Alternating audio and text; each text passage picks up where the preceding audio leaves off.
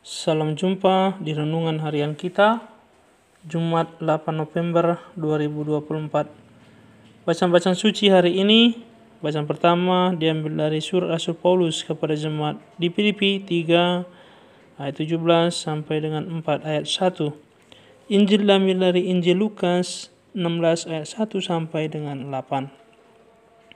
Saudara-saudari yang terkasih, untuk memahami secara tepat perumpamaan tentang bendahara yang tidak jujur, pertama-tama kita harus berpegang pada pernyataan dasar berikut.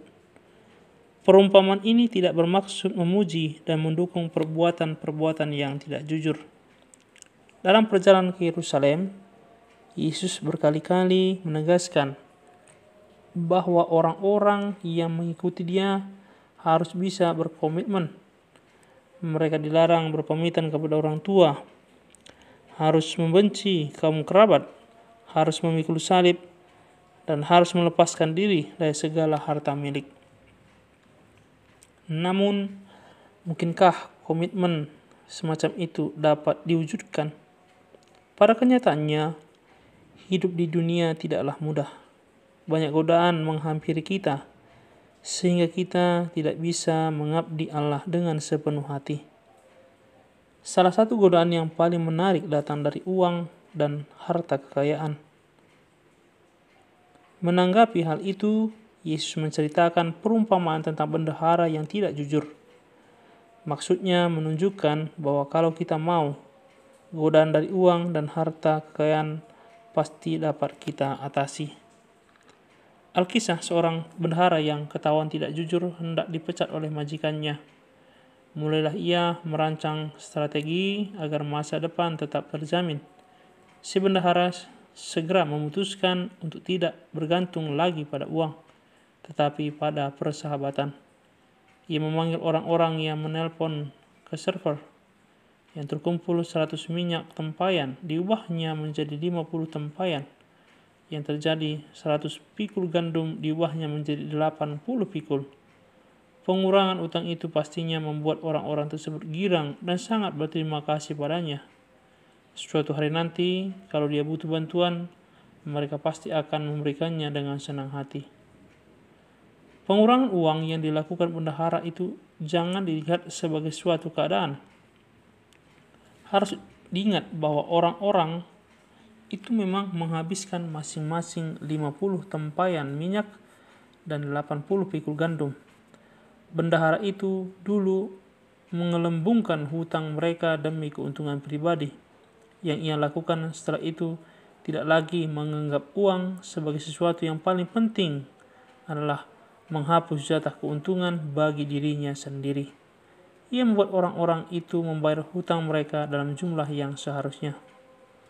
Oleh karena itu, bendahara yang tidak jujur sekarang sudah bertindak jujur. Bukan hanya pandai bicara, bendahara itu juga cerdik. Ia sadar bahwa uang yang dahulu dimintanya sekarang tidak bisa membantunya lagi. Ditinggalkannya uang untuk diubah kepada hal lain yang dapat menjamin hidupnya, yakni ikatan persahabatan.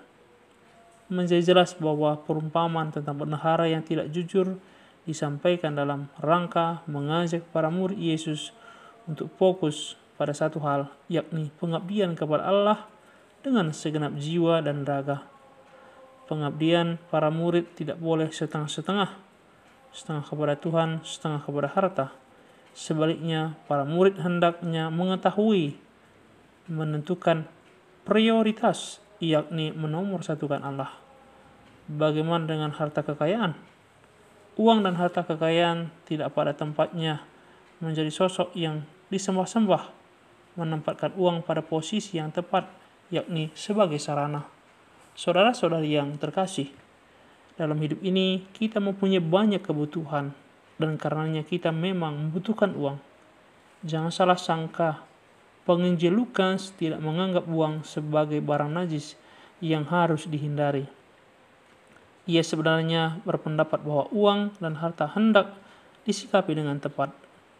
Menurutnya, baiklah kita bekerja keras mencari nafkah dan memenuhi kebutuhan kita, namun dengan tepat menyadari bahwa uang bukanlah segalanya.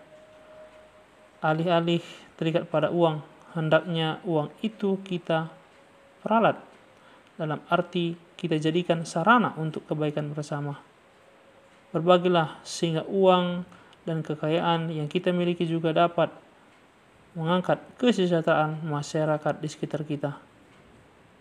Saudara-saudari yang terkasih, marilah kita bersama-sama untuk memakai uang tersebut sebagai sarana dan bukan sebagai sembahan. Semoga Tuhan memberkati kita semua. Amin.